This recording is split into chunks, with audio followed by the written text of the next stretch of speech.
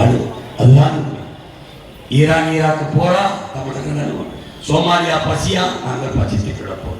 Michael சாக்சனின் மரணமா நாங்களும் அழுவோம். இப்படி எங்கு காயப்பட்டால் அழுதையும் இனத்தின் மக்களுக்கு நாங்கள் சாகும்போது உலகில் எவனும் அழவில்லை. ஆறுதலாக ஒரு வார்த்தை சொன்னவில்லை. இந்த வழியை தாங்க முடியவில்லை என்று சொன்னாங்களே.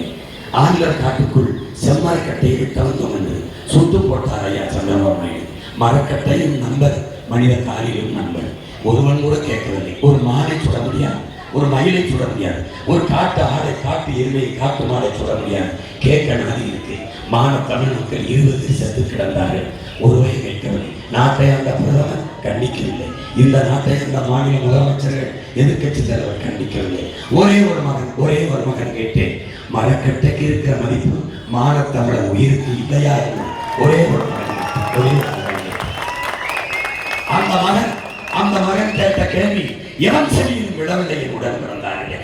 ஏன் 12 காலம் அவர் கூண்டுக்குள் இருந்து கூவுற சேவலாக உங்கள் மகன் இருந்து விட்டேன். ஒரே ஒரு முறை கூரையில் ஏறி நிற்கிற உயரத்துக்கு தாங்கள் என் கூவல், என் சத்தம் இந்த உலகத்தாரின் செவியில் கேட்டு அன்றைக்கு எனக்கு பதில் சொல்லாமல் எவரும் தப்பிக்க முடியாது. நான் இறக்கி வந்தேன் வயிற்று பசி, வறுமையை போக்க செம்மரக்கட்டையை வெட்ட வந்ததற்கு சார்ந்து காணொலியாமல் எதுவும் இல்லை. அப்படி இருந்தாலும் குற்றம் சிறைப்படுத்து, வார்த்தை புரிந்து சிறைப்படுத்து வழக்காரிகளில் வருவோம். ஆனால் எப்படி சுட்டுக் கொண்டாய்?